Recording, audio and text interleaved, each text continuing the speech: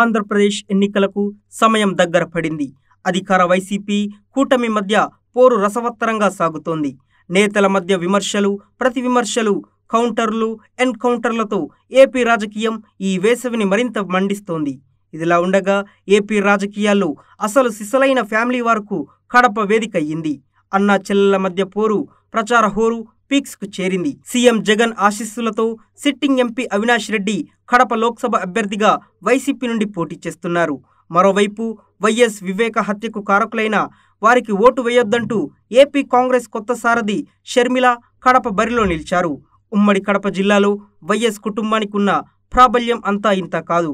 Kadapa parliament స్థానం దశాబ్దాల నుండి వైఎస్ కుటుంబానికి కంచుకోటగా ఉంది. అయితే ఈసారి మాత్రం ఆ కుటుంబానికే చెందిన ఇద్దరు వ్యక్తులు పోటీ పడుతుండడం ఆసక్తిగా మారింది.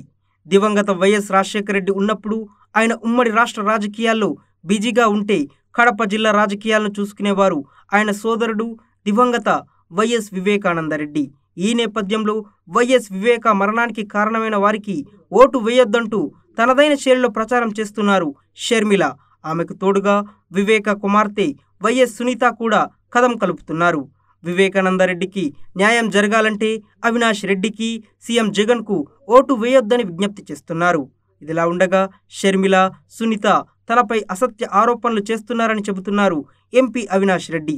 సీఎం జగన్పై ఉన్న సానుకూలత, సంక్షేమ పథకాలు, కడప జిల్లాలో వైసీపీ బలంగా ఉండడం వంటి అంశాలు తన గెలుపునకు కారణం అవుతాయని ధీమా వ్యక్తం చేస్తున్నారు అవినాష్ రెడ్డి.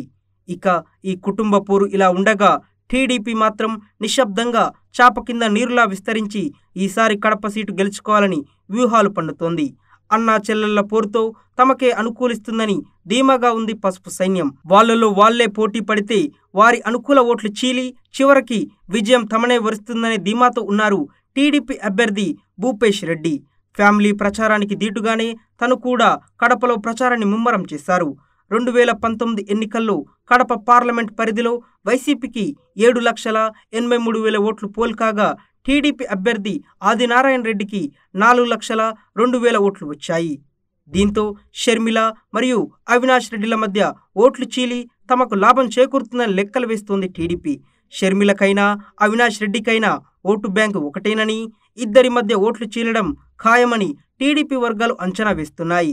అంతేకాకుండా వైసీపీపై ఉన్న వ్యతిరేకత, రాష్ట్ర వ్యాప్తంగా తమ కూటమి పట్ల ఉన్న సానుకూలత కలిసి వస్తాయని పసుపు సైనికులు భావిస్తున్నారు. వైసీపీ వైనాట్ కుప్పం అంటే టీడీపీ వైనాట్ కడప అని టార్గెట్ చేసింది. వైఎస్ కుటుంబానికి పెట్టని కోటగా ఉన్న కడపలో నిజంగా పసుపు జెండా ఎగురుతుందా లేదా ఎప్పట్లాగే నామమాత్రంగా నిలుస్తుందా జూన్ 4తో తేలిపోతుంది.